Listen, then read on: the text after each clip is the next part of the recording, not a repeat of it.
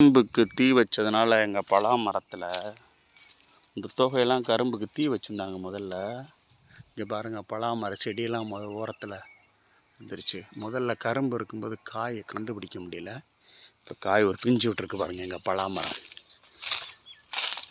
இங்கே பாருங்கள், பிஞ்சு சூப்பராக இருக்கா. ஏற்கனவே 2-3 காய் காய்ச்சிருந்துச்சு. பசங்க பிடுங்கினாங்க. எல்லா காய் விட்டிங்களா, பிஞ்சு விட்டுருக்கா. ஒன்று தெரியுது, வேற எங்கேயும் தெரியுதான்னு பார்ப்போம்.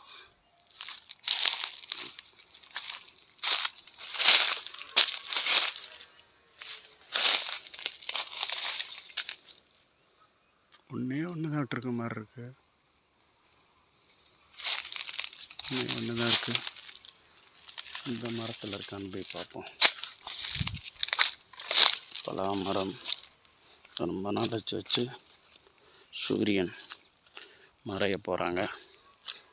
மாலை பொழுது ரம்மியமாக இருக்குது, பார்க்குறதுக்கே அழகாக இருக்குது பாருங்கள் சூரியன்.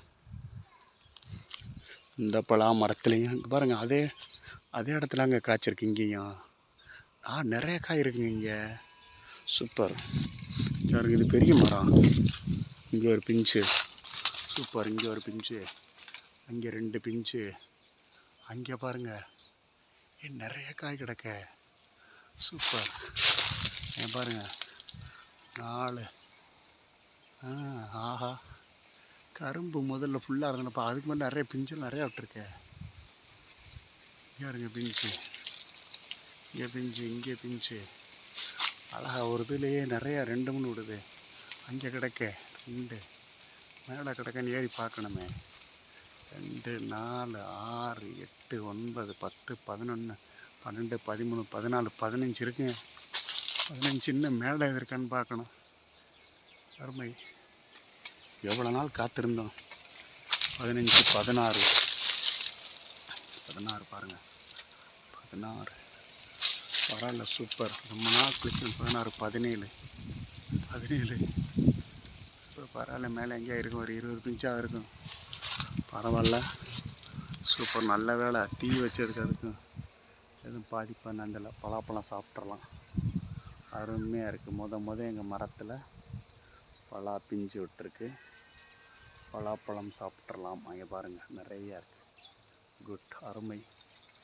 பார்க்கணும், எவனா பிடிங்கிறாம இந்த வர்றேன் போகிறேங்க பிடிங்கிடுவாங்க. சூப்பர். எல்லோருக்கும் மாலை வணக்கம். எங்கள் பலா மரம் பழம் காய்ச்சி விட்டு காய் வந்துருச்சு. பழம் பழுத்துரும். பழம் பழுத்து பழம் சாப்பிடும்போது காமிக்கிறேன். எல்லோருக்கும் மாலை வணக்கம்.